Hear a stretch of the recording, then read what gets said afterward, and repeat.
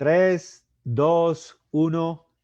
Bioagenda Semana Ambiental, 2 de junio. Continuamos celebrando Bogotá, capital mundial de la biodiversidad. En directo desde la Oficina de Comunicaciones del Jardín Botánico, la naturaleza no para.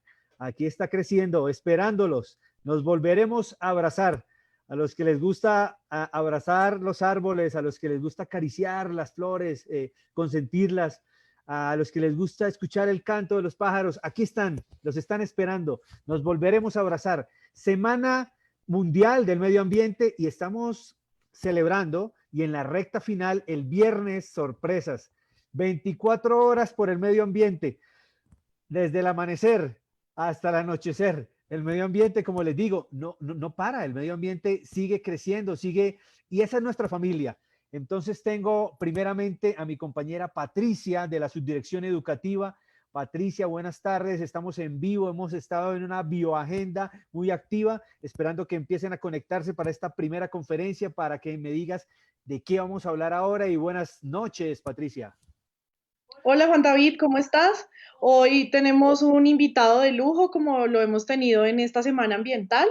Hoy nos va a hablar Andrés un poco de toda su experiencia en relación al comportamiento animal, un tema que ha venido creciendo en Bogotá, en Colombia y en muchas partes del mundo, porque pues definitivamente nuestros animales hacen parte de nuestra cotidianidad y poder entender un poco su comportamiento, tanto en nuestro entorno como fuera de él, cerquita, los bosques y demás, es supremamente importante. Entonces, pues hoy vamos a tener, como les dije, un invitado de lujo que pues nos va a sorprender con toda la charla de hoy. Bueno,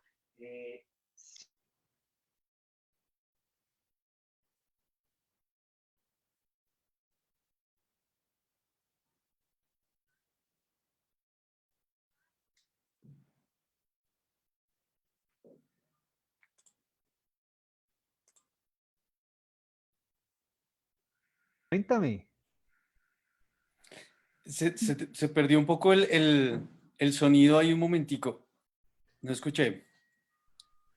Bueno, Juan David, Andrés es biólogo de la Universidad Nacional de Colombia, es magíster de la Universidad de Córdoba en España, hizo su maestría pues justamente en el tema que nos va a venir a hablar hoy, que es en etología y comportamiento animal. Es un experto en diferentes grupos de animales, tiene una amplia experiencia en conservación de diferentes grupos, mamíferos, ha trabajado mucho con monos, entonces pues tiene un gran bagaje en este tema. Además, ha trabajado mucho el tema de la educación ambiental y pues para nosotros es un placer tenerte aquí, Andrés, el día de hoy. Aparte es director de la Fundación Bioetos, como ya lo decías, Juan David. Entonces, pues bueno, súper bienvenido, Andrés. No, pues con esa introducción me sonrojan. Muchas gracias, Pato, muchas gracias, Juan David, por la invitación. Siempre va a ser un placer pues estar con la gente del Jardín Botánico, que es también pues un patrimonio no solo de Bogotá, sino de Colombia. Y pues muy contento de estar aquí y poder hablar de los bichos que me gustan. Entonces, muy contento.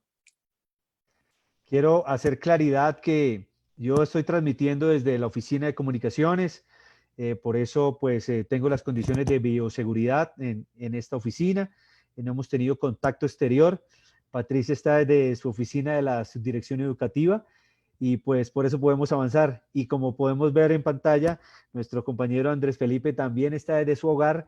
Gracias por regalarnos este tiempo, que en principio está programado para una hora, pero miraremos cómo está de activo el Face. ¿Alguien me puede ir dando, por favor, averigüen el dato de cuántas personas hay conectadas? Pero podemos ir ya iniciando, Andrés y Patricia. Hago el cambio. Listo, muchas gracias. Voy a empezar de pronto a compartir la pantalla. Acá. No sé si se ve bien, si alcanzan a ver todo. ¿Se está viendo bien? Vamos en 57 personas que se están conectando. Ahí vamos subiendo, Andrés. Listo, no, perfecto. Arrancamos entonces cuando ustedes me digan. Arranquemos, Andrés, arranquemos. Listo, Juan David. Entonces, con mucho gusto, pues para la gente que de pronto no conoce qué es Bioethos, ya les voy a dar una pequeñita reseña de qué es esta fundación. Yo soy Andrés Felipe García, soy el director de la Fundación Bioethos, soy biólogo de formación, con una maestría en comportamiento animal y vengo a traerles una pequeña charla introductoria sobre el papel que cumplen los mamíferos en la restauración de los bosques de la sabana de Bogotá. Bosques en sentido amplio. Yo quiero hablar un poco también de los ecosistemas de la sabana de Bogotá y cuál es el papel de estos seres maravillosos en su restauración. Normalmente cuando pensamos en procesos de restauración, estamos muy desconectados la parte botánica con la parte zoológica y este tipo de espacios permiten hacer esa interacción que es muy bonita entre los grupos animales y las plantas. Y eso es de lo que vamos a hablar hoy, de interacciones. Voy a ver si puedo acá, eso. Contarles un poco de qué es Bioethos. Entonces, Bioethos es una ONG que se encarga de promover las ciencias del comportamiento animal para la investigación científica, la educación ambiental, el turismo sostenible y el arte y la conservación. Bueno, para hacer una introducción, digamos que la sabana de Bogotá, que es este pedazo de tierra, de espacio maravilloso en el cual estamos habitando, los que nos ven de otros lados y no lo conocen, es una tierra muy fértil, es una tierra muy bonita y curiosamente la sabana de Bogotá pues no es sabana. Las sabanas se caracterizan por ser cálidas y un poco secas. Y todo lo contrario a lo que pasa en la sabana de Bogotá. Cuando decimos sabana, pensemos en una sabana africana, en los llanos orientales, pero lo que tenemos aquí es una altiplanicie. De hecho, cuando Gonzalo Jiménez de Quesada llegó y vio como estos asentamientos muiscas, lo llamó el Valle de los Alcázares. Entonces, esto es un valle que corresponde al río que le da su nombre, que es el río Bogotá. El río Bogotá tiene tres partes, ¿no?, principales. La cuenca alta, donde nace, la cuenca media, que pasa justamente por la ciudad de Bogotá, y la cuenca baja, que es ya la desembocadura en el Magdalena. Cuando nos referimos a la sabana de Bogotá, es el espacio comprendido entre su nacimiento y el final de la cuenca media y el comienzo de la cuenca baja, que justamente es más o menos hacia la altura del Salto del Tequendama. Pero, sin embargo, es una zona que también es muy poblada, tiene alrededor de unos 10 millones de personas habitando y alrededor de unos 18, 19 municipios, y eso hace que tenga unas presiones antrópicas muy importantes. Entonces, hay vertimientos que comienzan desde muy pronto en el nacimiento del río Bogotá hacia la zona de Villapinzón, donde hay vertimientos de derivados del trabajo con cuero, de las curtiembres. Y eso genera unas problemáticas ambientales que hacen que el río pues venga un poco contaminado, pero ya cuando llega a Bogotá, que es un monstruo de 8 millones de personas, y con vertimientos, aguas residuales, aguas negras, aguas lluvias, todo lo que llega al río, pues el río llega a un punto donde se vuelve casi que inhabitable para muchas especies de fauna. Y además de eso, es muy lento, el caudal del río, la velocidad es muy lenta y eso hace que tampoco ayude a a su recuperación. Se han tratado de hacer proyectos a lo largo de 50, 60 años, pero siempre llegamos al mismo punto. Sin embargo, tenemos también que alrededor del río Bogotá y su cuenca en sentido amplio, tenemos unos cuerpos de agua muy importantes que son reservorios de vida, reservorios de biodiversidad, que son los humedales. Estos humedales de Bogotá fueron declarados sitio Ramsar en el 2018 y bueno, desde antes han también servido como cuna de procesos comunitarios muy importantes. La Conejera es un ejemplo grande de ellos y es un lugar que nosotros queremos mucho porque hemos trabajado mucho ahí por su conservación, pero además los otros humedales que si ustedes se fijan en el mapa, todos quedan cerca del río Bogotá, porque precisamente los humedales sirven como filtro, como riñón para purificar el agua que llega. Por eso es la importancia tan grande que tienen estos ecosistemas, no solo para Bogotá, sino porque también son de cierta manera únicos en los Andes del norte de Sudamérica. Entonces, es muy importante. También aquí en el mapa vemos las diferentes microcuencas, el río Tunjuelo, el río Fucha, el río Salitre, que también albergan, digamos, esa conexión que se ha perdido mucho, pero pues que todavía existe de alguna manera, entre los cerros orientales y el río Bogotá. Entonces, ya la hemos perdido, pero pues la invitación es a que la podamos otra vez volver a unir. Además de eso, digamos, en la sabana en sentido amplio, hacia el norte tenemos embalses, represas y otros cuerpos de agua naturales como lagunas, que también contribuyen a esta cuenca y a su biodiversidad. También tenemos en sentido amplio los páramos. Aquí yo cuento, bueno, Sumapaz, que es parte de Bogotá, capital, distrito capital, es el páramo más grande del mundo, es hermoso, invitarlos a que lo conozcan en cuanto puedan, pero también hay otros menos conocidos que son igual de importantes. El páramo de Guacheneque, donde nace el río Bogotá, es muy bonito. El páramo de Cruz Verde, el páramo de Guerrero, vía Choachí, en los cerros, encima de los cerros orientales.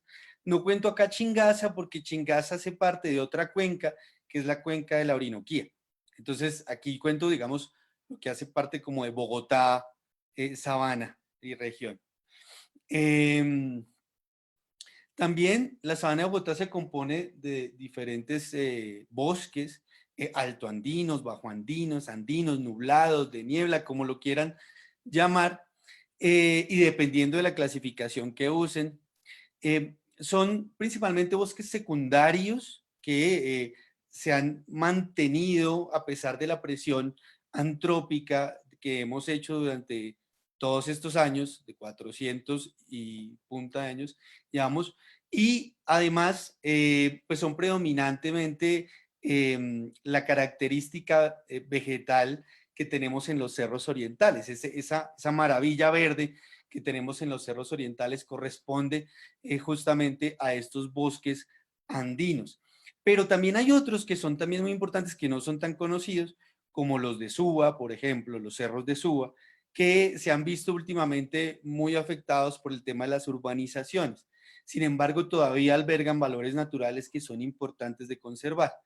Y también hacia el suroccidente tenemos otro tipo de bosques que son todavía menos conocidos, como son los subxerofíticos, esos bosques secos hacia la altura de Mondoñedo, saliendo por Soacha, sí, un poco de Mosquera, donde, pero desafortunadamente los hemos cogido como botadero de basuras. Entonces, Mondoñedo ahora es un sitio de disposición de residuos sólidos, cuando lo que es un bosque subxerofítico fundamental, importantísimo, y además único en muchas características, único en esta parte del norte de los Andes de Sudamérica. Bueno, no les echo más carrera porque me quedo ahí. Sin embargo, también quería hablarles un poco del concepto de restauración ecológica. Entonces, la restauración ecológica entendida como asistir a la recuperación de ecosistemas que han sido degradados, dañados o destruidos. Entonces, digamos, esta definición, digamos que nos permite saber cuál es el campo de acción de la restauración ecológica. Entonces, como vamos a intervenir algún lugar que ha sido degradado, dañado, destruido, normalmente lo que hacemos es recuperar su capa vegetal, ¿no? Es importante porque es lo primero que se pierde a primera vista. Vemos erosión, vemos fragmentación. Entonces decimos como, bueno, tenemos que restaurar con capa vegetal. Sin embargo, muchas veces hemos caído en el error de no pensar en la parte animal. Entonces, a veces se hacen proyectos de restauración donde solo se llevan plantas, donde se hace un proyecto con un vivero, se hace un proyecto de restauración muy bueno, además con buenos recursos, pero a veces, por ejemplo, no sabemos quién está polinizando esa planta que acabamos de sembrar. A veces no sabemos quién va a dispersarme las semillas. ¿Cómo vamos a garantizar esa recombinación genética que se necesita para que haya viabilidad en esas poblaciones que acabamos de sembrar? Y a veces es solo mirar el árbol y ver cuáles son sus visitantes florales, cuáles son sus polinizadores, cuáles son sus dispersores, cuál es su interacción con la fauna que lo rodea. Y muchas veces cuando metemos fauna en estos proyectos, que no es muy normal, pero cuando metemos fauna en este tipo de restauraciones, vemos mucho más rápido los efectos positivos de la restauración ecológica, porque ellos mismos se encargan de ser los jardineros de su bosque.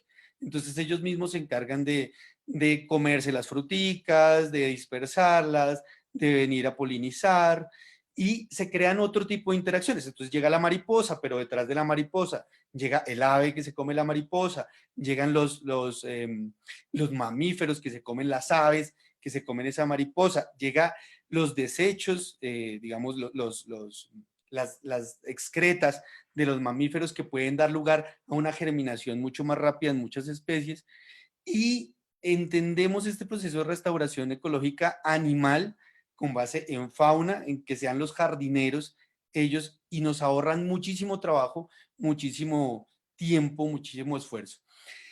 También aquí hay un concepto importante que es la memoria ecológica. Cuando hablamos de restauración, no nos referimos a que el lugar quede igualito a como estaba antes. O sea, no es la idea de que el lugar quede exactamente igual, sino que recupere muchas de sus características. No vamos a regresar el pasado, pues no se puede, pero sí podemos retornarle muchas de sus características y muchos servicios ecosistémicos. Puede que no los logremos todos, pero vamos a llegar muy cerca con buenos procesos de restauración. Entonces, para entrar como en el tema un poco de interacción planta-animal, entonces, pues hay las más básicas, las más sencillas, las que uno más ve, y pues se las quería como un poco refrescar. Entonces, hay relaciones planta-herbívoro, donde el animal se alimenta claramente de la planta y no le consigue ningún beneficio directo a la planta. Eso lo conocemos como la herbivoría. A veces esta herbivoría puede ser muy alta y puede dañar incluso las plantas y poner en peligro sus poblaciones, como pasa cuando hay muchos herbívoros y están, digamos, sin ningún control. Y otro tipo de interacción es la relación planta-polinizador, donde la planta, como una estrategia de solucionar su herbivoría, dice, no, voy a darle alimento a este animal, y el animal no me va a comer del todo, ¿no? Entonces, no, el animal gana y yo gano.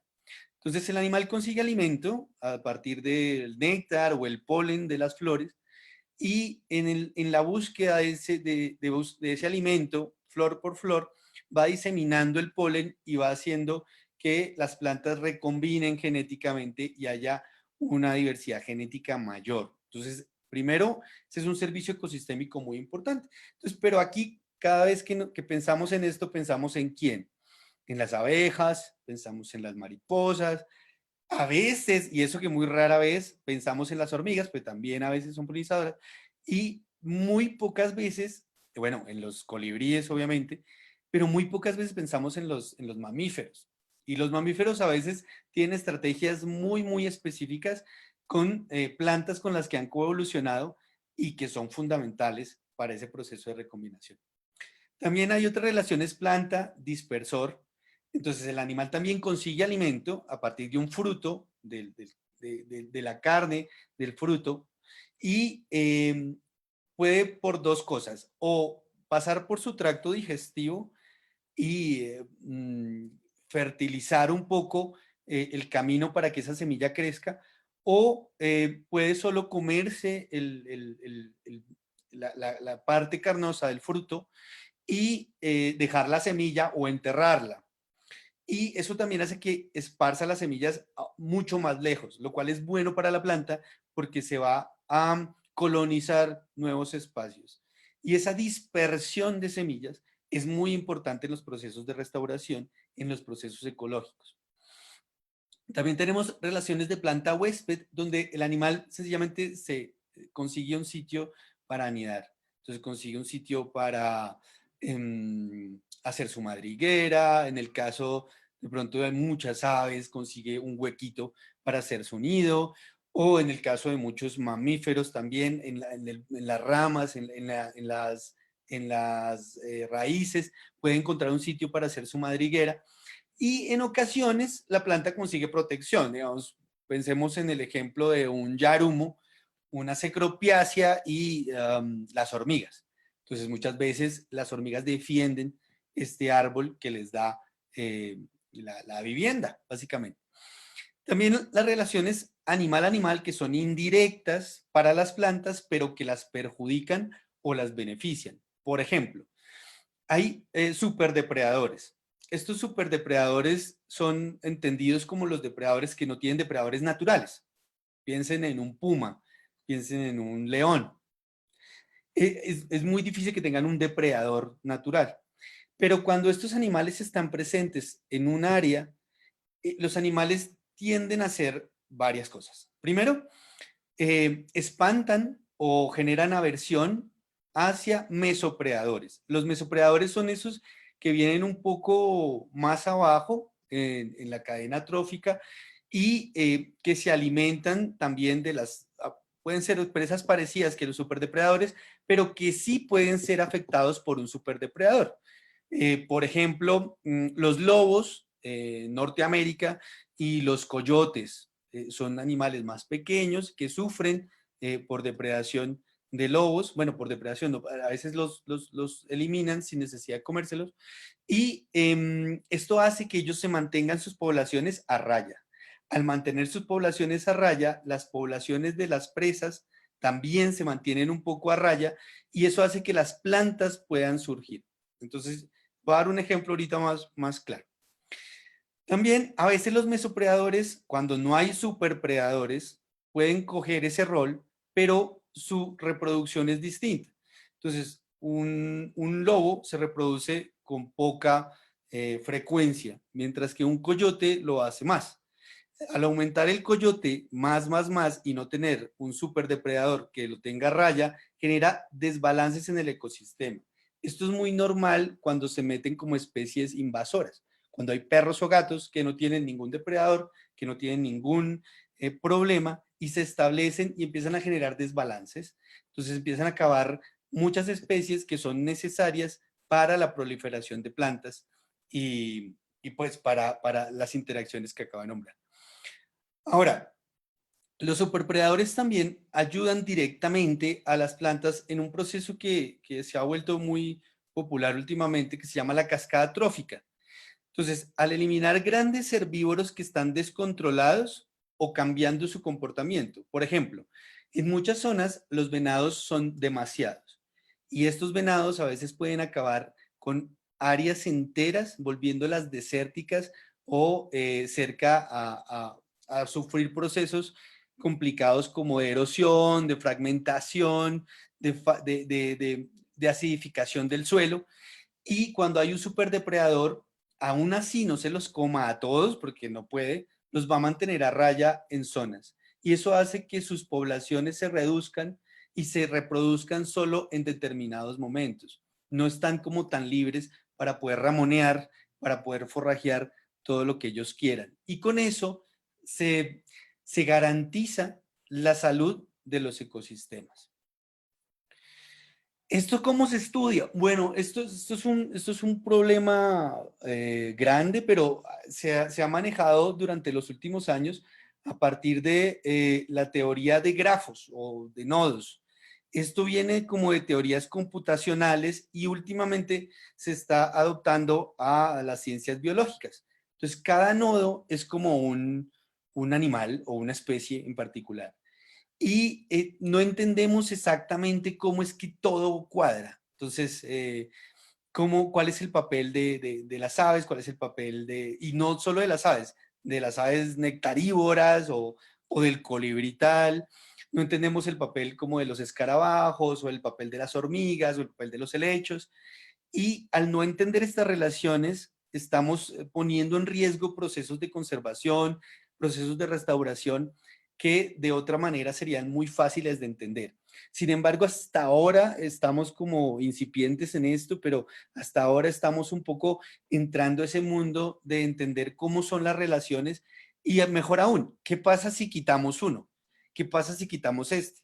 Aquí lo que ustedes pueden ver en este gráfico, básicamente, las líneas más grandes son las interacciones más fuertes. Entonces, por ejemplo, la mariposa con la flor, entonces es una relación mucho más fuerte que la que tenga la mariposa con este arbusto, por ejemplo. ¿Sí? Entonces, ese tipo de relaciones van a ser más fuertes dependiendo de los protagonistas de esa interacción y así más o menos es como entendemos la teoría de grafos. Bueno, a grandes rasgos, porque esto es toda una teoría matemática compleja. Sin embargo, pues bueno, no he hablado de mamíferos, pero bueno, ya voy a hablar de mamíferos. Según nuestras investigaciones y lo que hemos podido recopilar, en la cuenca alta y media del río Bogotá, incluyendo las zonas aledañas, como les comenta, páramos, cerros orientales, humedales, hemos encontrado unas 33 especies de mamíferos. Hay más, pero pues todavía no se ha muestrado bien. Bogotá y la sabana de Bogotá es una zona que es casi virgen para la investigación y es muy raro porque aquí están la mayor cantidad de universidades del país y preferimos irnos a otros lados que estudiarla acá. Aplaudo mucho las estrategias que han usado algunas instituciones amigas como PROCAT y su Bogotá Biodiversa, el grupo de mamíferos de la Universidad Nacional, el grupo de mamíferos de la Javeriana, que han hecho algunos esfuerzos, pero que no pasan de pronto de ser checklists y algo de abundancias. No tenemos idea de su ecología, no sabemos qué hacen, no sabemos qué comen, no sabemos cuáles son las interacciones que tienen, no sabemos absolutamente nada de nuestros mamíferos. Y eso es muy grave, porque al tener este desconocimiento, estamos haciendo planes que a lo mejor no nos van a resultar como nosotros queramos. Sin embargo, tenemos una diversidad que representa casi el 7% de los mamíferos del país y merece ser estudiada y merece ser protegida.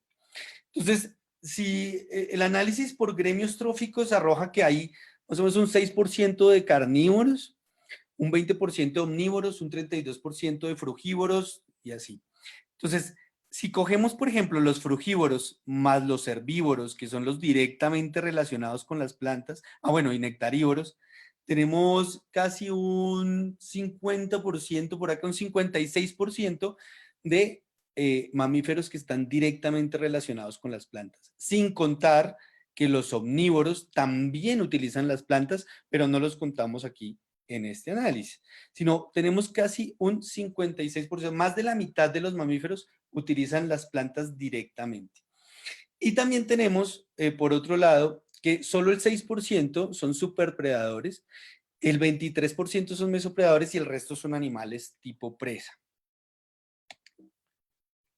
Aquí, bueno, hablar de los nectarívoros es importante. Entonces, tenemos dos estrictamente nectarívoros aquí en este ejemplo. Estos son murciélagos del género Anoura.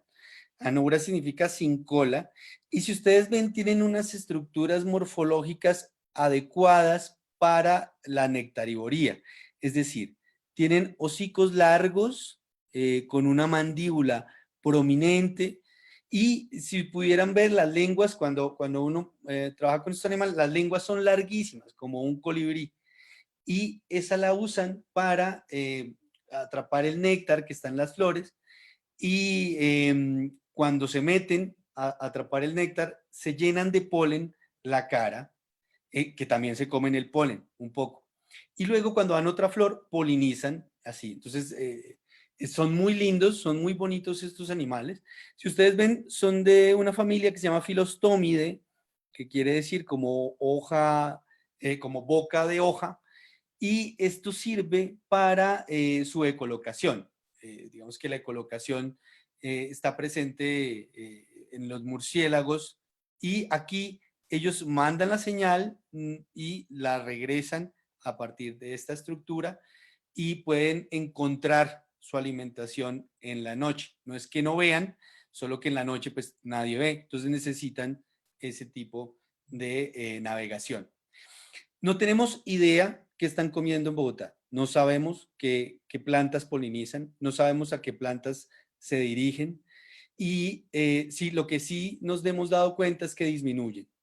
No tienen el mismo número de hace unos años y eso es muy, muy preocupante porque si ni siquiera sabemos qué polinizan, podemos estar perdiendo la oportunidad de encontrar una planta a la que puedan polinizar. Sin embargo, por otros estudios, ya que estos animales no son exclusivos de Bogotá, sino que están desde México hasta el norte de Argentina, este es Sanobra jofroyi y este es Sanobra caudifer, eh, sabemos que les gustan mucho las aráceas, las magnolias, las pasifloras, y eso nos puede dar como unas hipótesis para trabajar. Entonces, podemos trabajar en pronto con pasifloras, con aráceas, aquí en Bogotá.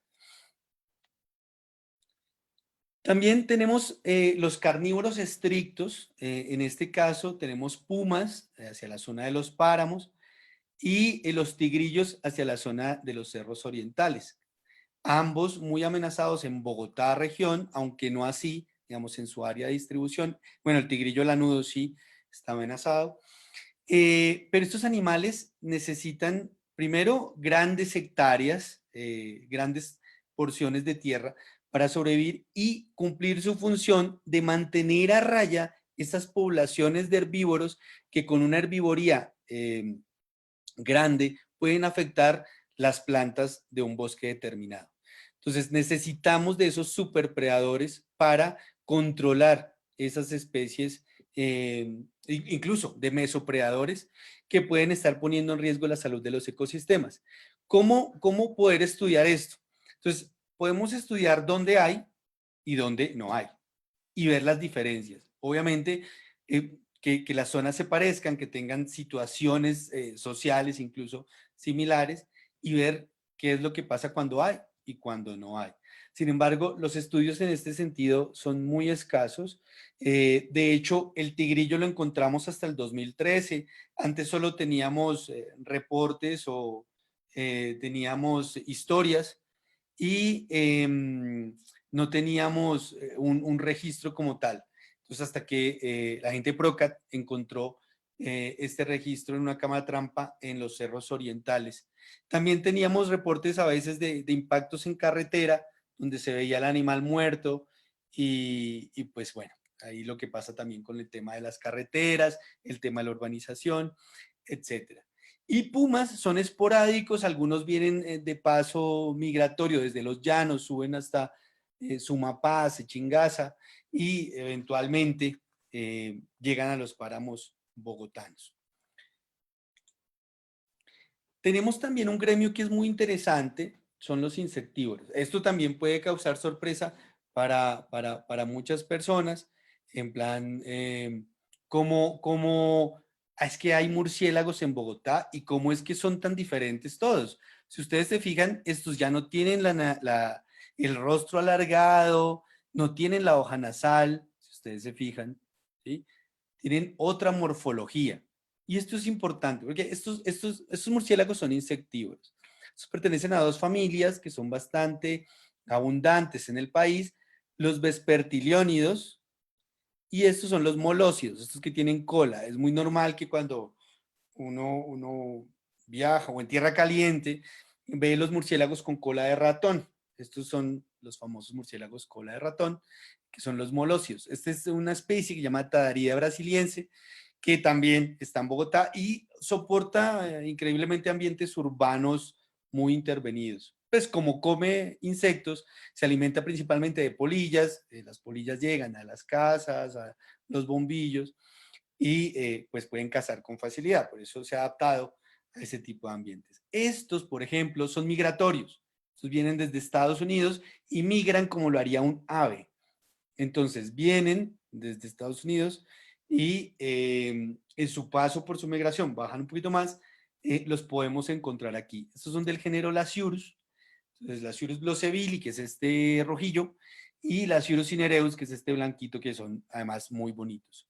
Y este es un miotis que no se encuentra en todo lado en Bogotá, pero hay reportes hacia la zona de Chicaque, que sería ya el límite sur de la sabana de Bogotá, y donde se ha reportado miotis. Miotis es el género de vertebrados más diverso del mundo, 200 especies de miotis, una cosa así. También tenemos musarañas. Las musarañas se encuentran en los humedales, en bosque altoandino, son difíciles de estudiar, pero se alimentan de insectos. Estas musarañas se alimentan, sobre todo escarban y de lombrices principalmente. Bueno, no son insectos, pero de invertebrados en sentido amplio. Y lo que hace es que con la naricita que tiene pequeña, respingada, va haciendo huequitos sobre la vegetación, la hojarasca, la remueve para encontrar sus gusanitos. Y esta acción que hace, que aparentemente es muy sencilla, es muy importante porque ese tipo de remociones que hace, también igual como los armadillos, van cambiando un poco los microhábitats donde están y me permite que entre el agua, permite que entre los nutrientes, permite que haya esos intercambios químicos, ese ciclo químico se pueda dar gracias a intervenciones de animalitos que están haciendo túneles para encontrar su comida. También tenemos el grupo de los herbívoros. Entonces aquí tenemos un venado soche, que le llamamos acá, o un mazama rufina, es un nombre científico. Eh, Estos venaditos son muy esquivos, son muy miedositos, pero también tienen unas preferencias para comer. Y a veces se comen los tallos tiernos de algunos árboles, se comen algunas semillitas, se comen algunas hojas tiernas de algunos árboles que están recién creciendo, pero igual no son muchos tampoco, entonces su impacto no es mayor. Lo que sí es, digamos, importante es que es un animal muy difícil de observar y necesitamos saber más sobre su comportamiento. Primero porque es presa de otros más grandes y segundo porque no sabemos cuál es el papel ecológico que está cumpliendo puede ser un potencial dispersor de semillas o puede ser un potencial herbívoro, digamos, demasiado efectivo y puede estar dañando un poco algún tipo de plántulas. No lo sabemos, la verdad. Entonces, pues la invitación también es un poco a que se estudien este tipo de interacciones.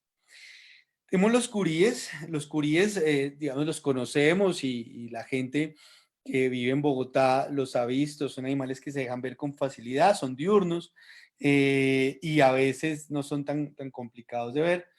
Y estos animales, no sé si lo han notado, pero cuando los han visto, cuando están descontrolados, tienen unas explosiones poblacionales muy grandes y al no haber presencia de depredadores, pueden constituirse en un verdadero problema de erosión. Entonces, donde hay curíes, muchas veces, cuando hay muchos, lo que hay es que minan la capa vegetal y queda básicamente desértico ese pedacito.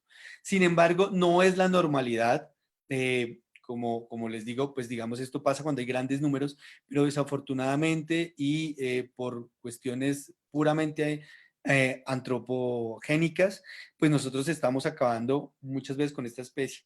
En el humedal de la Conejera era muy normal encontrarlos hace algunos años, y luego de que hubo una remoción de las moras silvestres que había allá, que era donde estos animales se utilizaban para esconderse, pues al remover esa mora, lo que se hizo fue que quedaran más expuestos y actualmente no se ven tantos como había antes en el famoso sendero de los Curíes. Entonces, la invitación un poco es a mirar qué pasó en esa interacción entre la mora y los curíes.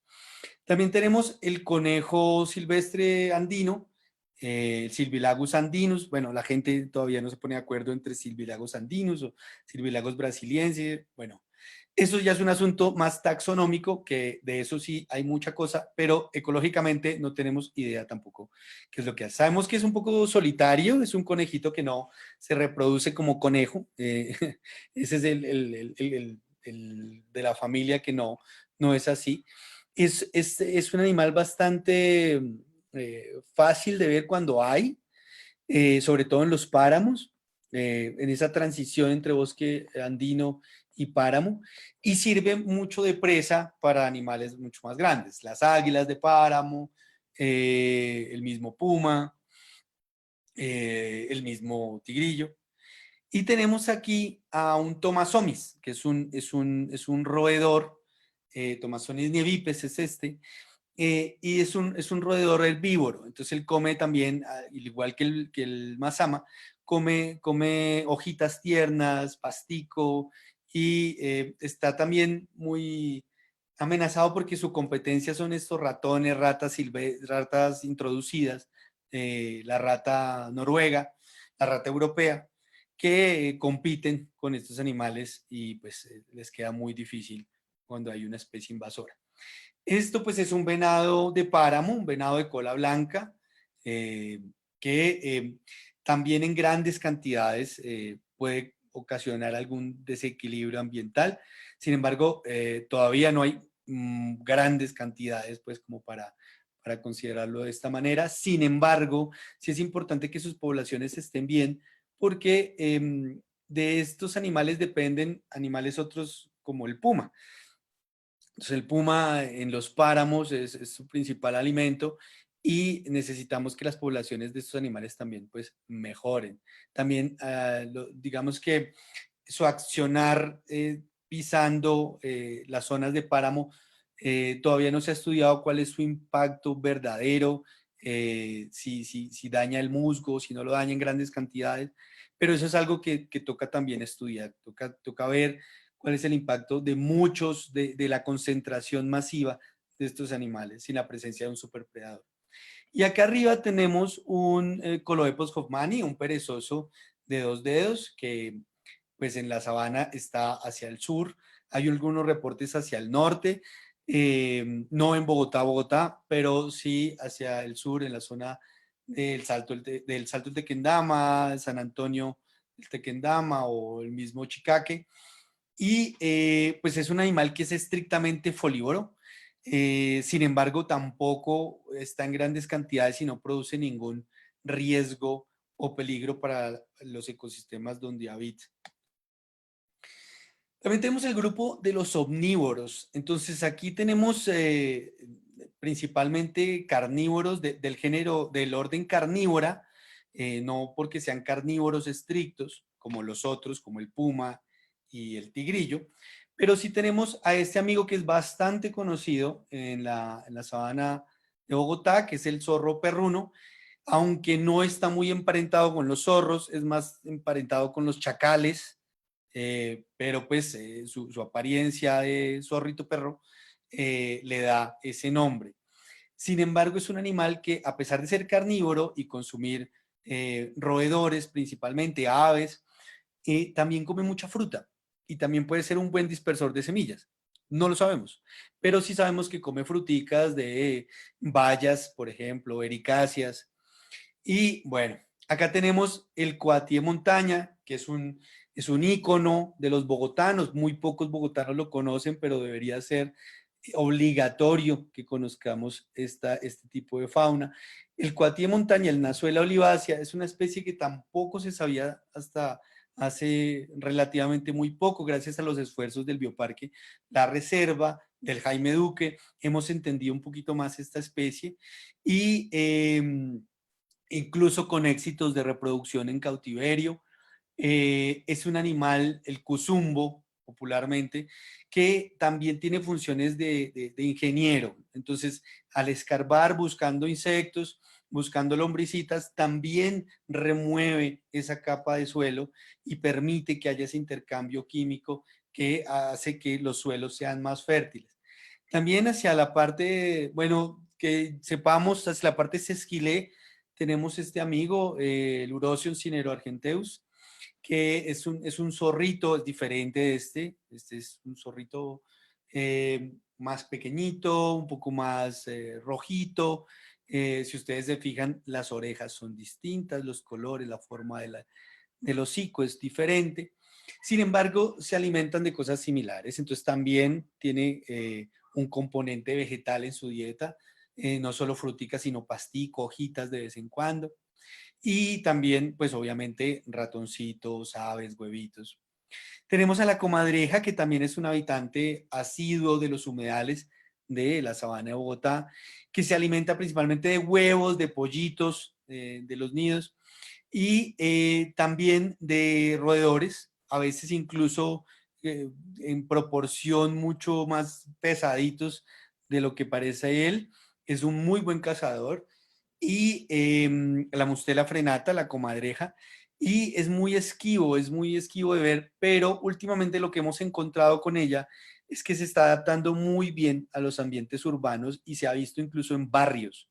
Entonces tenemos unos reportes en Santa Ana, tenemos unos reportes hacia la parte de Torca, donde la comadreja se está metiendo ya directamente a las casas. Incluso tenemos unos reportes en un conjunto residencial en Cedritos, que es, para los que conocen Bogotá, Cedritos pues es un barrio muy residencial, lejos de cualquier ambiente natural, y ahí pues se han adaptado o se están empezando a adaptar muy bien.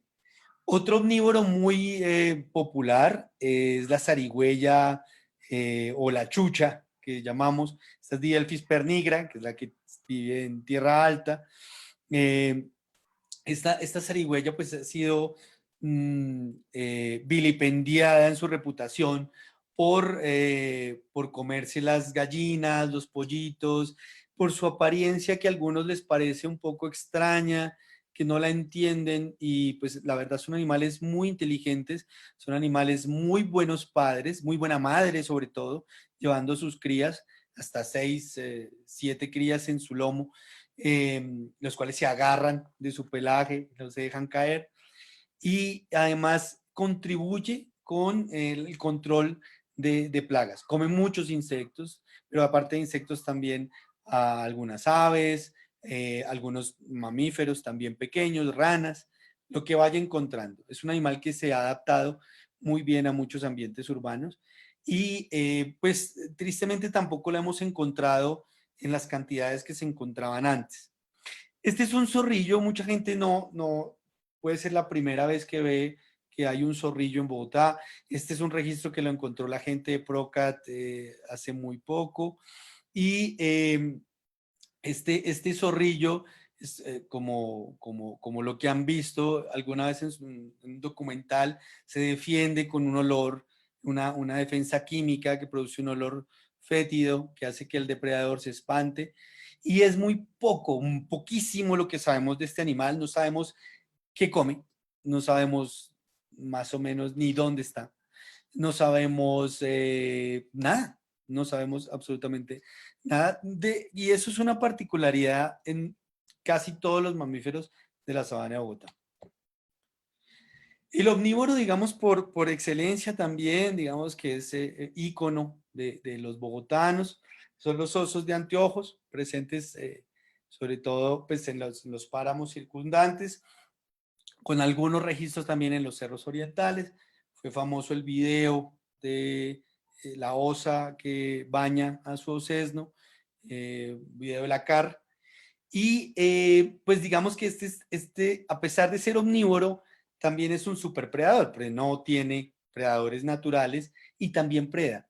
El problema es que a veces preda, bueno, preda esporádicamente, necesita un poco de proteína en su dieta, a pesar de ser un oso bastante vegetariano, incluso después del panda, es el más herbívoro de todos, pero sin embargo sí complementa con lo que encuentre. Es un animal muy oportunista y si encuentra un conejito, si encuentra un ratoncito o un becerrito de vez en cuando, pues hay los problemas de conflicto con el ser humano. A veces el oso no es el que mata el becerro, a veces son otros animales los que los matan, pero es un animal que tiende a ser carroñero, entonces él llega a inspeccionar lo que el otro dejó. Y cuando el campesino ve que él está consumiendo esa carroña, automáticamente piensa que él lo mató. Y por eso sucede la caza por retaliación. Sin embargo, también tiene otros atributos que son más importantes en la construcción de senderos, por ejemplo, en el bosque altoandino, en la remoción un poco de capa vegetal en el páramo, y es conocida también su afición por las bromelias. Entonces, también es un animal símbolo, es un animal carismático que ha permitido desarrollar bastantes procesos de conservación en las zonas donde habita y de ecoturismo. Entonces, digamos que eso también contribuye indirectamente a la preservación y restauración de la flora de los lugares donde habita. Tenemos a los frugívoros, entonces estos son otro tipo de murciélagos. Si ustedes ven acá, estos tienen otra vez la hoja nasal. Estos son Sturnira, es un murciélaguito bastante, es Sturnira bogotensis. Además, este es un animal que fue nombrado en honor a Bogotá, aunque no solo habita Bogotá, habita también hasta Ecuador y Perú. Tenemos al Enquístenes harti, que ese también es un hallazgo nuevo, digamos, del Jardín Botánico hace pocos años. Lo encontraron ahí en el Jardín Botánico. También es frugívoro. Tenemos a Carolia brevicauda, que también es un animal frugívoro. El género Carolia es uno de los más ampliamente distribuidos del neotrópico. Tiene varias especies hermanas, pero aquí solo hemos encontrado Carolia vericauda. Tenemos al Chiroderma salvini, también, que es un murciélago ojón, parecido. Si ustedes ven, la taxonomía en murciélagos es bien compleja. Digamos, para el ojo amateur, todos parecen el mismo, pero si se fijan bien y después de un tiempito de trabajar con ellos, ya se dan cuenta un poco las diferencias. No tenemos idea qué comen. O sea, sabemos que son frugívoros, sabemos que están comiendo fruta, pero no sabemos primero cuál es su capacidad de dispersión, que sería importante. No sabemos cuánto vuelan por noche, y en el vuelo podemos saber, más o menos estimar cuánto está trasladando esas semillas que consumen. Sabemos que les gustan algún tipo de plantas en común, las solanáceas, las piperáceas, pero no sabemos cuál es esa relación. Entonces, pues, la invitación, si están buscando tesis, pues esto es maravilloso para que estudien. Tenemos también otros roedores, el Oligorizomis, que es el ratoncito arrocero. Y este otro amigo es bogotano también, el Neochromyxus bogotensis, antes Acodon bogotensis, todavía pues no, la taxonomía está también en debate, pero son animales, primero, pues este es endémico, y segundo, son animales que también tienen un papel fundamental en la granivoría. Les gustan los granitos, las semillas. Entonces no sabemos si las dañan, no sabemos si al pasar por su tracto digestivo son más fértiles, no sabemos cuál es su capacidad real de dispersión. También son animales que están amenazados porque, igual que otros, pues también son presa de otros, pero también compiten con los ratones domésticos y las ratas domésticas. Tenemos también otro tipo de frugívoros, este roedor que es mucho más grande, que es el Cuniculus taxanowski, que es la guagua, la boruga, la guartinaja, tiene muchos nombres comunes, y fue muy cazado en muchas zonas, sobre todo su pariente de zonas más bajas, el Cuniculus paca, está siendo todavía muy cazado, es una fuente de proteína animal para muchos pobladores rurales.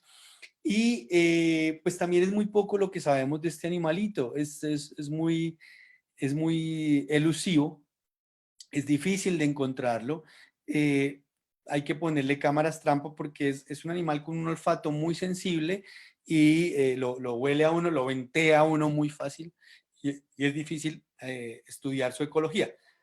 Sin embargo, sí podemos saber a partir de sus heces qué está comiendo, pero no lo sabemos.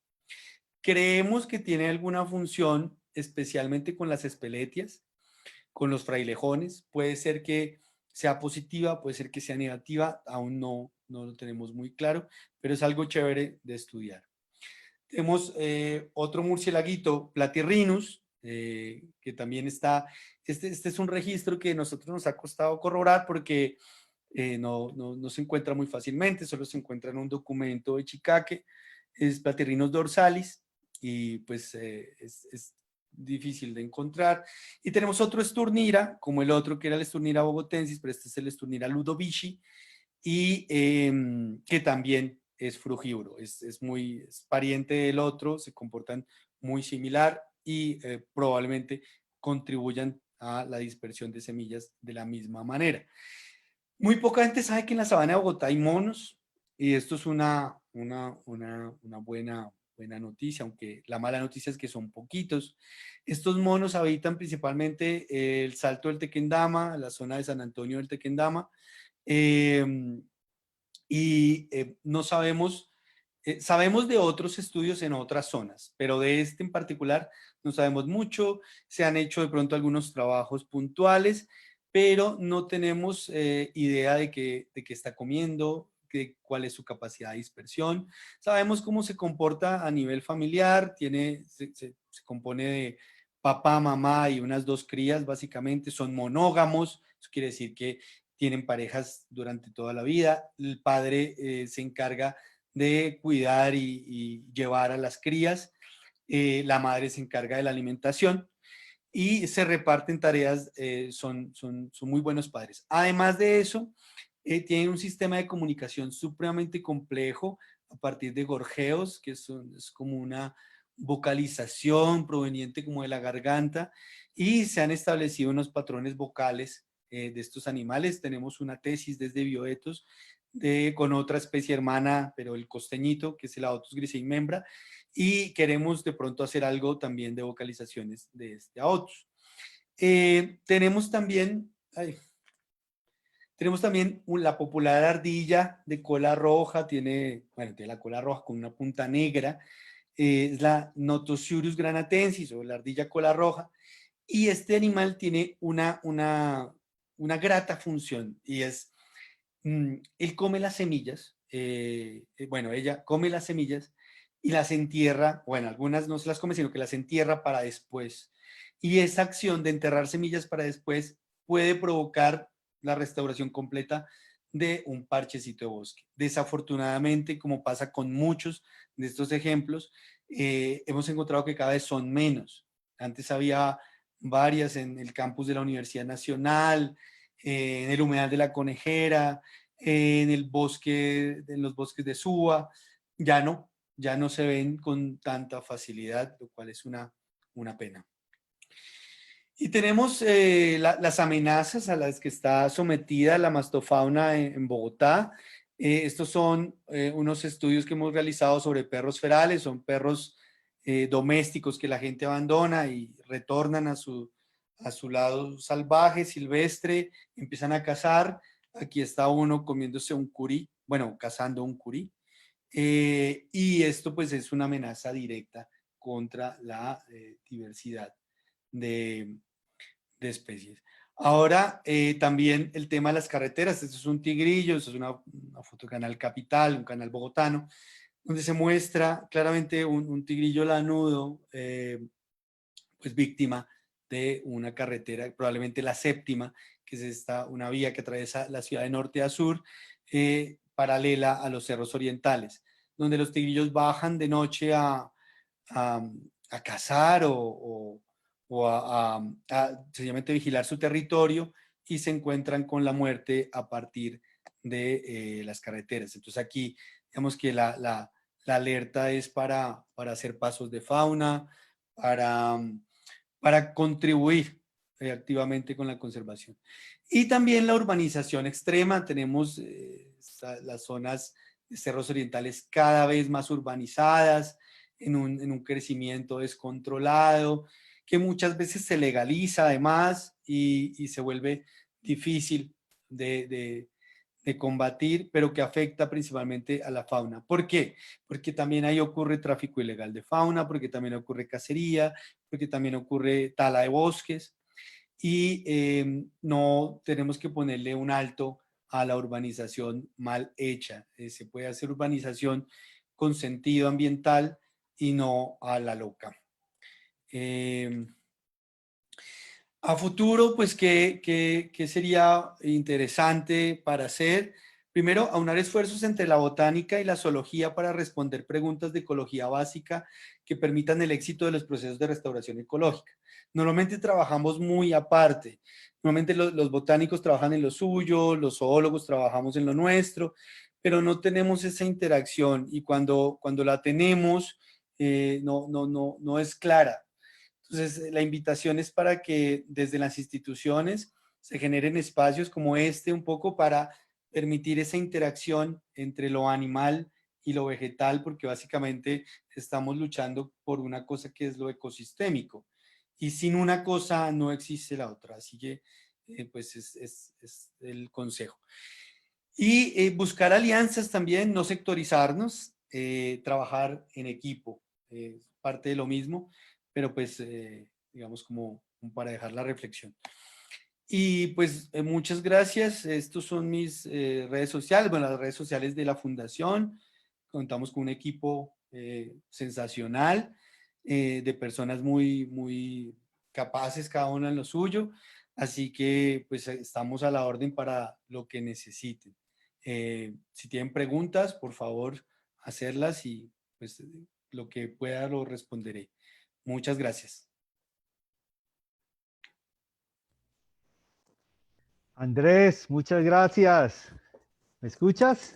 Sí, te Andrés, escucho, Juan David. espérate, mantén ahí la pantalla, mantengamos ahí como para de pronto retroceder porque puntualmente quisiera ver mi vecino, el murciélago que descubrieron acá en el jardín, quiero volver a verlo. Si me Claro que sí. permites, el Bessie, el Ese es el Bessie. Bessie. En Quístenes Harty se llama. En Chístenes Harty. Muy bien. Oye, Andrés, estás tumbando un mito. Bogotá no es una sabana. Sí, desafortunadamente, no era mi intención, pero no es una sabana como las propias sabanas africanas o las pampas o los llanos orientales, sino que es una altiplanicie técnicamente, es un valle del río Bogotá, sino que como tiene pasto, como tiene además un pasto que ya no es nativo, es un pasto quicuyo, pues ustedes conocen más de plantas que yo, el Penicetum clandestinum y este pasto pues que se ha vuelto tan colonizador por el tema de la ganadería, pues ha hecho cambiar el paisaje de la altiplanicie y lo ha hecho pues un paisaje de pastos. Entonces, esa asociación entre pastos y sabana es lo que hace que le dé el nombre a la sabana de Bogotá. Otro mito. Los murciélagos no son ciegos. No son ciegos, ellos ven, a ver, no como nosotros, cada especie tiene lo suyo, cada grupo en particular. Hay unos que tienen más o menos, pero normalmente tienen una visión normal, o sea, como la de una persona normal. Solo que como están en la noche, pues es muy difícil ver. Para uno es muy difícil ver. Entonces, por eso necesitan esta ecolocalización, que es este sentido maravilloso que tienen algunos animales, no solo los murciélagos, sino los delfines, algunas aves, para rebotar los ecos y poder pasar esa barrera que es la oscuridad. Andrés, y pues causó un poco de dolor ver al tigrillo, era un tigrillo ahí que fue atropellado en la séptima. Sí, Eh, señor. Amplíanos un poco cuál sería esa solución incluyente, cómo manejar ese tema. Hablaste de, ¿cuál es la palabra técnica? De movilidad de ellos. Sí, digamos que los grandes felinos, bueno, es un felino chiquito, es del tamaño de un gato doméstico, pero los felinos tienen grandes extensiones por donde se mueven y donde van marcando su territorio. Normalmente los felinos, aunque no lo sabemos con este, pero es muy probable que así sea, tienen unos harenes de hembras que viven dentro del territorio de un macho grande y cada hembra tiene su territorio que también es grande. Entonces las hembras no es que salgan a patrullar mucho, pero lo hacen y los machos patrullan sobre todo ese territorio. Al patrullar sobre ese territorio encuentran obstáculos como este. Desafortunadamente, hay gente que incluso yo creo que los atropella a posta, porque es muy difícil si uno va con una velocidad prudente atropellar un animal el que sea. Tiene que uno pasarle el carro por encima. Eso pasa mucho, por ejemplo, con las zarigüeyas. Entonces les mandan el carro por encima. Ahí también tenemos reportes de oso perezoso también en la zona de la mesa, de vía la mesa, saliendo de Bogotá, también de oso perezoso que los atropellan y es un animal que no presenta ningún peligro, pero es como yo creo que la sensación de atropello lo que pasa ahí. Y es muy triste porque es de aposta, es alguien que premeditadamente lo está haciendo. La solución es hacer pasos de fauna, establecer un perímetro donde el animal pueda o no moverse y ver si lo usa. En algunos otros países ha dado resultado, hay bastante información sobre eso. Desde Bioetos también estamos haciendo unos lives. Si nos acompañan el domingo, vamos a hablar sobre ecología de carreteras con el profesor Juan Carlos Jaramillo, que es una eminencia en el tema a nivel nacional y pues va a estar explicándonos un poco más a fondo este tema. Paso de fauna y ecología de carreteras. La verdad son áreas nuevas, pero como ciudadanos ambientales tenemos que entenderlas y la inclusión es para todos, para nuestra gran familia de la flora, la fauna. Patricia tiene algunas observaciones del movimiento en Facebook Live. Andrés, si nos permites unos minutos, por favor. Por supuesto. Sí, Andresito, mira, tenemos varias preguntas del público, pues agradecerles a todos porque tuvimos una participación muy interesante y una de estas preguntas es ¿por qué está disminuyendo la especie de ardilla en Bogotá, Andresito? Uy, pues mira que es muy buena pregunta y no lo sé. No tengo la respuesta. Y pues también, a mí también me gusta no tener respuestas porque eso quiere decir que hay una investigación ahí pendiente. Y pues sería muy chévere si la persona que hizo la pregunta pudiera contribuir también y poder hacer una investigación en torno a ese tema porque la verdad no lo sé. Entiendo que, a ver, puedo presuponer cosas, hipótesis. Eh, Entiendo que están muy asociados a cierto tipo de bosques secundarios, primarios, y al faltar esos bosques por la presión de, de, de- de destrucción del hábitat, eso hace que se disminuya. Además, la presencia de gatos es un tema que también nos preocupa mucho porque los gatos también, la gente los saca y dejan que vuelva al otro día, pero un gato en una noche, en 2 noches, puede cazar 50, 100 animales y entre ellos las ardillas son un animal que pues les gusta mucho perseguir, no sencillamente, no para matar, no para comer, sino para matar. Entonces la recomendación es a que tengan las mascotas apropiadamente en sus casas. Movamos un poco la diapositiva, ya, siempre duele ver Sí, es muy esta, dolorosito. movámosla ahí a la vida, mientras, pero tenemos más. Patricia, ¿quién fue la persona que ya le quedó esa idea de proyecto, de investigación? Bueno, Laura Fernanda Forero, ya sabemos que te puedes comunicar con Andrés y ahí hay una posibilidad muy interesante para que podamos hacer eso que mencionaba Andrés de esas alianzas y esas posibles investigaciones. Bueno, ya ahí tienes un contacto, Andrés, y tú también, Laura, tienes otro contacto ahí bien interesante. ¿Listo?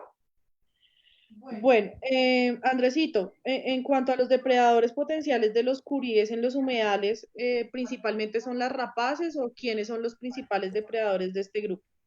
Sí, al ser animales diurnos, buena pregunta, al ser animales diurnos tienen depredadores diurnos. Entonces, generalmente las rapaces son las encargadas de cazar los curíes. Sin embargo, ellos han tenido un proceso coevolutivo. Entonces, el curí ya sabe, pues, digamos, cómo hacer ante un ataque de una rapaz. Entonces, eso hace que los intentos de la rapaz no sean tan efectivos. El problema es cuando hay un depredador nuevo como un perro, por ejemplo. Entonces, ellos no tienen una defensa contra un perro. La única defensa que tenían eran las moras. Bueno, en el caso del humedal de la conejera, que es donde nosotros lo estudiamos. Pero al no haber moras, pues se les quitó esa defensa y eso ha hecho para nosotros que haya disminuido la abundancia de estos animales en esa parte. La otra cosa es que también no, las comadrejas son diurnas y también las hemos visto predar sobre curíes. Muy bien. Eh, Permíteme que yo tengo un amigo que siempre nos escribe, se llama Andrés Ruedas.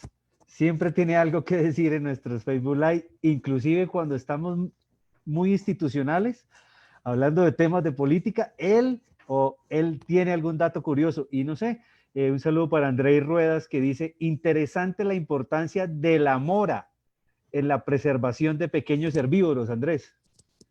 Es muy interesante para mí, para nosotros fue una sorpresa. Nosotros hacemos unos monitoreos de perros ferales todos los años y pues analizamos también el comportamiento de sus presas, entre ellas el curí, las tinguas, porque también hay otros animales que se ven afectados por estos animales. Y para nosotros fue una sorpresa cuando vimos que ya no habían más moras, porque sabíamos que esa era la estrategia de defensa de los curíes. Y pues los perros no se van a meter allí porque se chuzan. La mora tiene unas espinas que aparte son muy fuertes y pues pueden provocar un daño importante si algún depredador mete la cabeza ahí. Y cuando había moras, los curíes eran mucho más. Muy bien. Pati. Bueno, Andresito, Anderson también nos pregunta que por qué los cuernos de los venados son tan duros y tan grandes. Bueno, hay que hacer una aclaración, son astas. Entonces, los venados tienen astas y, digamos, los toros tienen cuernos. Entonces, el cuerno básicamente es en el toro, por ejemplo, en la vaca, es de queratina, como el material que están hechos, el pelo, la uña, las uñas, y se va formando como alrededor de la cabeza hasta que tiene un cuerno propiamente, pero por dentro es hueco. No sé si han tenido la posibilidad de ver un cuerno de una vaca o de un toro, es hueco. Las astas no, las astas son células óseas que se reproducen sin un patrón aparente y van saliendo así. Básicamente, las astas de un cuerno son como un cáncer controlado, son una proliferación de células y lo interesante es que algunos tienen la capacidad de solo se usan para enfrentamientos. Entonces, cuando hay dos machos, se enfrentan por una hembra para tener el derecho a reproducirse. Y una vez pasa la temporada de reproducción, se caen. Entonces, ellos tienen una sustancia que hace que el asta se corte y caiga. Entonces, también es un tema muy interesante de investigación porque pues puede darnos luces sobre cómo combatir, por ejemplo, un cáncer. Pero pues es una investigación ya de punta avanzada. Bueno, Andresito, Alex Mauricio, bueno, primero te felicita porque siempre haces charlas súper interesantes y excelentes. Creo que es un seguidor de tus charlas. Además, siempre va a ser un gusto escucharte. Él pregunta si la Gracias. dieta de los animales podría estar influenciada por las relaciones filogenéticas de las plantas, donde las Sí, plantas filogenéticamente cercanas comparten características funcionales que las hacen predilectas para los animales. sí, yo tengo una teoría en la que quiero trabajar mucho tiempo y es el gusto. Yo creo que el gusto es una presión de selección natural muy importante. porque al obtener gusto por algo, como que te enfocas en eso y te vas yendo hacia eso, te vas yendo hacia eso, hasta que pronto te vuelves un especialista. Y creo que las plantas han aprovechado muy bien eso en cuanto al sabor, por ejemplo. Entonces, un animal no tendría una recompensa si no le sabe rico, si no le sabe bien, ¿sí? Porque todo finalmente entra por los, o si no le huele bien, si todo le entra por los sentidos. La planta tiene que, en un sentido romántico, enamorar al polinizador, enamorar al dispersor para que vaya hasta allá. Y eso es una carrera evolutiva súper bonita. Y en Bogotá debe haber unos ejemplos maravillosos, pero no nos tomamos el tiempo como de pensar, de observar la fauna y su interacción con las plantas, porque ahí nos estamos perdiendo como de historias, de novelas muy bonitas. Y creo que el gusto tiene un papel fundamental que jugar ahí. Andrés, hubo un momento muy emotivo, o para mí muy sensible, cuando describes los comportamientos de los mamíferos en su relación con sus crías, en su relación de su trabajo como madres y cómo sus hijos se aferran a ellas, tienen un cuidado, un respeto por ellas y qué maravilloso esa relación y ese ejemplo que nos dan los mamíferos a la ciudadanía ambiental. Me parece muy bonito ese tema que tocas. Nosotros lo entendemos como cuidado parental desde, digamos, desde la academia. Esa inversión parental en muchas especies, pues no ocurre como tan así, digamos. Pero cada vez que estudiamos nos damos cuenta que el cuidado parental es una cosa muy bonita. Esos instintos maternales que nosotros llamamos cuando tiene una mujer un bebé y el papá lo coge, ese instinto de protección de un recién nacido, también lo podemos extrapolar a los animales. Entonces, por ejemplo, en el tema de los monos, son monos monógamos. Hay una cosa súper interesante. La hembra, aunque esto no es buena publicidad para la hembra, pero la hembra y el macho se reparten las funciones. Si el macho muere, la hembra no hace lo que estaba haciendo el macho, o sea, no se multiplican labores. Ella, su función es darles de comer y se queda allí. En cambio, el macho, pues los lleva, los trae, les enseña qué comer y la hembra, mientras tanto, solo se dedica a la alimentación. Si el macho muere, las otras funciones como que ella no las puede suplir. Pero hay otros casos, por ejemplo, con la zarigüeya, es muy buena madre, eh, tiene a sus crías siempre consigo, si se cae una, la recoge, pues se caen también, la recoge con mucho cariño, la lleva, la trae. Es muy importante aquí establecer una cosa y es que hay aprendizaje en los animales. Los animales necesitan un profesor. Hay muy pocos ejemplos que se han podido probar que hay educación formal, si se quiere, porque es muy difícil hacer la comparación cuando no hay mamá. O sea, no podemos encontrar como en la naturaleza crías sin mamá. Entonces no tenemos cómo comparar. Sin embargo, sí hay algunos casos que se ha podido comprobar que la mamá es un profesor o el papá, son profesores. Entonces educan en el tamaño de los frutos que tienen que comer, en las técnicas de cacería, en el camuflaje, y son cosas que se tienen que aprender. No todo es innato, no todo nace con los genes, sino que se necesita de este tipo de educación para poderlo realizar de la mejor manera. Muy bien, Andrés, usted, denos alguna anécdota por allá en España o alguna anécdota en esas expediciones suyas en la relación con los mamíferos. Eh, claro que todas estas fotos pues pareciera ser suyas y de todos sus momentos, pero una anécdota, alguna conexión que tuvo con un mamífero que nos quiera contar. Bueno, tengo que confesar que muchas de las fotos sí son mías, pero hubo otras que no, porque o sea, tengo mis fotos como en el disco duro guardado y pues escogerlas me iba a tomar mucho tiempo. Así que cogí algunas de algunos compañeros y de Archive, por ejemplo, y esto. Entonces, sí, ahí igual están los créditos. Lo otro es que, bueno, como anécdotas. Hay muchas de trabajo en campo, digamos que son como remarcables. Alguna vez en el río Vita estábamos buscando jaguares y yo iba con un, ¿qué era él? Un ingeniero forestal y un guía indígena. Y hay unas partes donde uno tiene que bajarse. Íbamos en una lancha, de estas, una canoa, y hay unos lugares donde tocaba bajarse de la canoa y caminar para pasar a otro lado. Y pues íbamos con la canoa en la cabeza, pues no podíamos ver mucho. En esa época los celulares eran con linternita normal, estos Nokia que se jugaba culebrita, no me acuerdo de la referencia. Y era lo único que teníamos para alumbrar.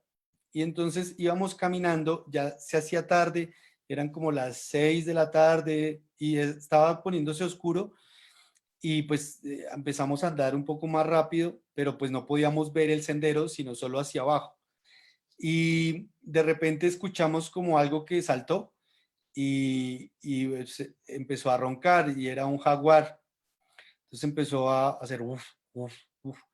Durante varios minutos estábamos a unos 3 o 4 metros de él, yo creo, y pues intentamos hacer silencio. La persona con la que íbamos, pues el ingeniero forestal, estaba muy asustado y comenzó a llorar. Entonces eso como que alertó un poco más al jaguar y se acercó un poco más. Y luego ya, pues él se pudo controlar y se quedó quietico y callado y después ya se fue. El jaguar sentimos como un salto y ya no lo sentimos más. Entonces después ya pues con la adrenalina ahí al 1000% pudimos otra vez retomar como fuerzas y hablarlo. Y pues fue una experiencia muy bonita, muy significativa. Igual uno está paralizado del miedo, aparte porque el rugido de un felino grande se siente diferente a cualquier otra cosa. Es una sensación que es muy visceral, se siente como muy en el estómago y siente uno miedo como si fuera una presa, ¿sí? Se paraliza, no puede hablar y es eso. Pero también es como la emoción al mismo tiempo, pues estaban buscando jaguares, pues bueno, tomen jaguares. Entonces, pues eso es Sí, como... sí, hacia allá iban y ahí estuvo y pudieron sentir su respiración. ¿Alcanzaron a ver algún brillo de sus ojos o...? Uy, No le apuntamos el celular a los ojos, pero no, o sea, no Dios. podíamos. Y otra, de pronto, pues no sé, no tiene que ver con mamíferos, pero alguna vez no, eso fue el año pasado, estábamos tratando de hacer un documental, los amigos de Terra Incógnita, Andrés, y, si quieres vamos ya mostrando bueno, nuestros rostros y vamos... No, dale, no, no, es importante. Contemos esa última anécdota. Entramos en una ronda de preguntas rápidas listo. que tenemos todavía al Facebook. Si quiere ya descubramos nuestros No, rostros. no me pongan a contar cosas porque si no, no acabamos. Bueno, si quiere ya dejamos de compartir aquí la pantalla un momento e interactuamos Espera a ver. y para poder ver la cara de susto, la cara de emoción de Andrés, de todo este viaje que has hecho. Y termina de contarnos esta anécdota que Patricia tiene dos intervenciones del público. Estuvimos en un tope de 150 personas, ya hemos ido disminuyendo, entonces vamos entrando en el final, Andrés. Ok. Vamos Mm. a recordar esa última anécdota entonces. No, pues para hacer la historia corta teníamos que coger una anaconda, llevábamos muchos días sin encontrarla y cuando la encontramos pues era un animal majestuoso como de 7 metros y por una imprudencia mía, pues porque la habíamos cansado un poco como para que no se nos fuera, entonces cansado es poco arrastrarla, dejarla que se vaya, obviamente todo dentro del bienestar animal, sin entrar a agredirla o a cogerla mal. sino como solo una estrategia para cansarla para que se pudiera dejar hacer la toma. Sin embargo, por error mío, la dejé un poco descansar y después la tenía que manipular para llevarla al llano y en eso me mordió. Entonces alcanzó a morderme la mano derecha, pero fue una mordida como de advertencia, no fue una mordida como de ataque ni nada, porque se hubiera enrollado alrededor mío y no estuviera aquí en esta charla tan chévere. Gracias a Dios estás aquí. Bueno, Patricia, vamos con preguntas cortas, respuestas rápidas. Bueno, dos preguntitas rápido, Andrés. ¿Qué búhos hay en Bogotá? Búhos, uy, bueno, hay un montón. Yo la verdad conozco como 4 nomás. Las aves pues no son mi tema de experticia. Algunos grupos he trabajado, sobre todo las rapaces, pero las rapaces nocturnas no tanto. Sin embargo, está el Acio flamius, la lechucita, la campanerita. Está uno que me encanta, que es el currucutú, que es un búho de un tamaño pequeñito, maravilloso, Megascops choliva.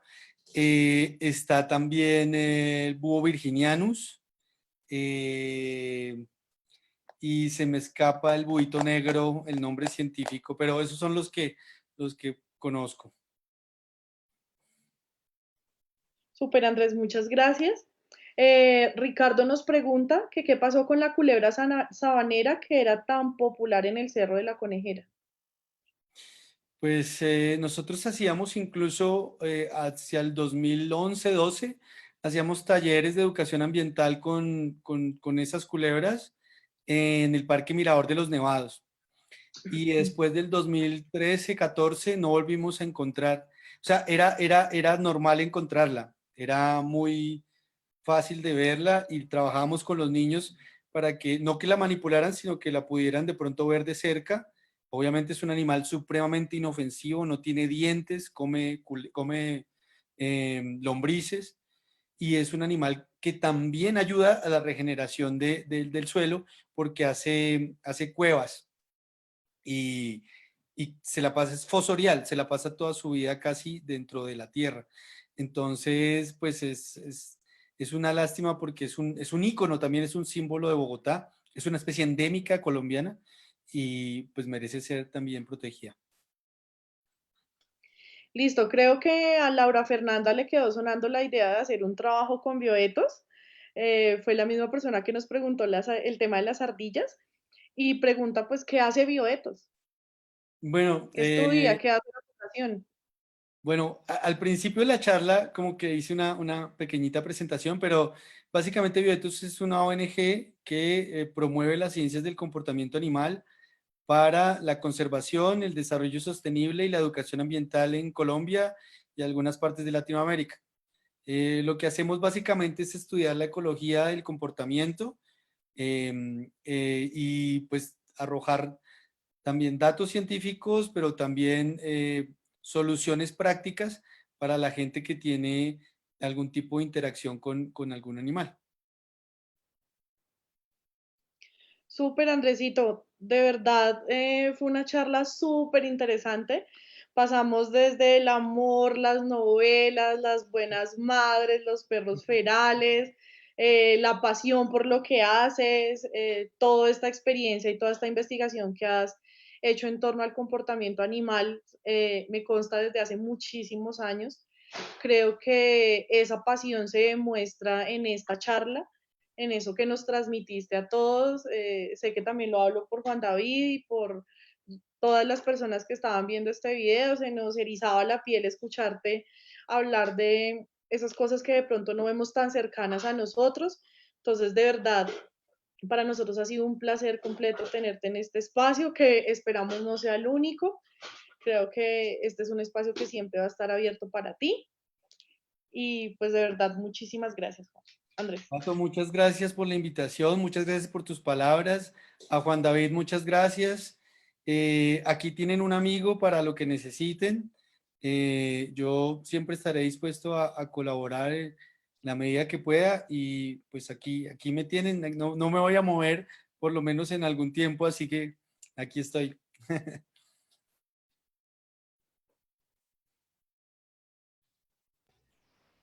Despedimos así este segundo día de la Semana Ambiental.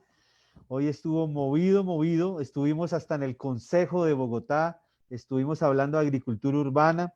Ayer hablamos del agua, hablamos con territorios indígenas y así, poco a poco vamos avanzando en esta bioagenda de la Semana Ambiental. Muchas gracias a todos los que se conectaron. El Jardín Botánico está vivo, Bogotá reverdece, bioagenda, gracias a Bioetos y Andrés, un maestro, un aventurero, y ahí nos contó, y gracias a Dios sigue con vida.